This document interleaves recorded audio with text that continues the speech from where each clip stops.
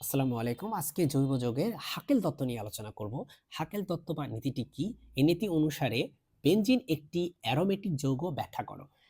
হাকেল কি বলছে দেখো, বিজ্ঞানী হাকেল বলছে যে 4n+2 সংখ্যক যদি সঞ্চরণশীল পাই ইলেকট্রন থাকে তাহলে সেই সমস্ত যৌগকে আমরা অ্যারোমেটিক যৌগ বলতে পারি। আমি একটু ওভার সিম্পলিফাইড করে বলছি। পুরো তত্ত্বটা হচ্ছে যেসব অ্যারোমেটিক যৌগের অণুতে একটি সমতলীয় চাক্রিক, সমতলীয় মানে হচ্ছে একই তলের বিদ্যমান চাক্রিক কাঠামো থাকবে, মানে সাইক্লিক একটা কাঠামো থাকবে, যার মধ্যে 4n+2 সংখ্যক পাই ইলেকট্রন থাকবে, সঞ্চরণশীল পাই ইলেকট্রন, মানে যেটা হচ্ছে মুভ করে এমন পাই ইলেকট্রন থাকবে।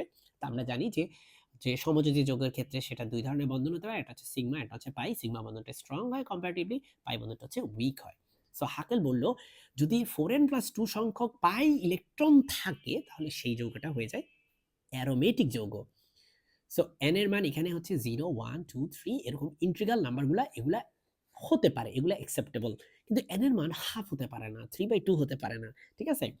এখন হাকেল তত্ত্ব অনুসারে যেহেতু বলছে এই তত্ত্ব অনুসারে বেনজিন যে একটা অ্যারোমেটিক যৌগ সেটাকে আমরা ব্যাখ্যা করব। তো চলো হাকেল তত্ত্ব দেখো। আচ্ছা, বেনজিনের তুমি একটু চিত্রটা এঁকে নিবা এখানে। আমরা জানি যে বেনজিনের ভিতরে হচ্ছে কার্বন থাকে হচ্ছে কয়টা? 6টা। বেনজিনের মধ্যে কার্বন থাকে 6টা, হাইড্রোজেন থাকে হচ্ছে 6টা। ঠিক আছে?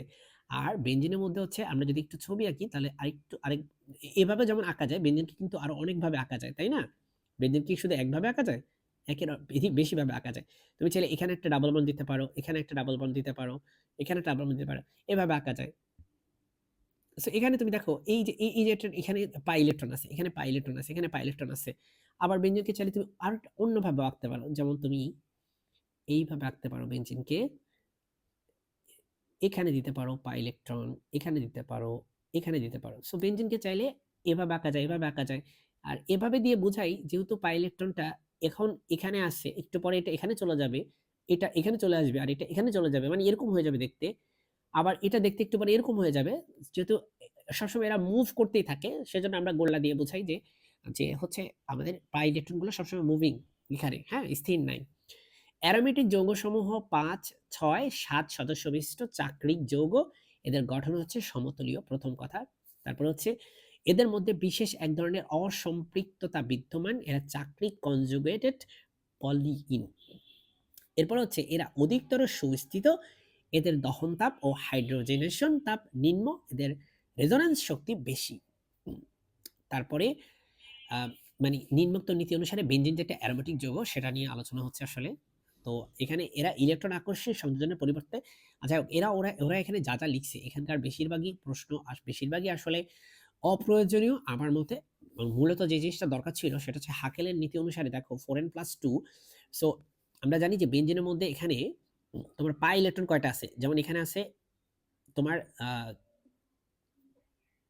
তো এখানে হচ্ছে ১টা ২টা ৩টা ডাবল বন্ড আছে। তার মানে ইলেকট্রন হচ্ছে টোটাল, পাই ইলেকট্রন হচ্ছে টোটাল ৬টা, ৩টা ডাবল বন্ড মানে পাই ইলেকট্রন হচ্ছে ৬টা। তাহলে তুমি বলবা যে যে আমাদের 4n+2 ইকুয়াল টু হচ্ছে আমার এখানে 6, কারণ ৬টা পাই ইলেকট্রন আছে। আর এখান থেকে n এর মান যদি তুমি বের করো তাহলে সেটা হবে হচ্ছে 1। আর n এর মান 1 কি অ্যালাউড কিনা? উত্তর হচ্ছে ইয়েস, n এর মান 1 কিন্তু অ্যালাউড। সুতরাং হাকেলের নীতি অনুযায়ী বেনজিনকে একটা তুমি এটাকে একটা তুমি আসলে অ্যারোমেটিক যৌগ বলতে পারো, তাই না? n ইকুয়াল টু 1 মানে হচ্ছে সেখানে অ্যারোমেটিসিটি হচ্ছে 1, বা এটাকে তুমি বলতে পারো যেখানে হচ্ছে বেনজিন চক্র একটা আছে, n ইকুয়াল টু 2 মানে বেনজিন চক্র দুইটা আছে। সো যাই হোক, এই হচ্ছে আজকের আলোচনার বিষয়।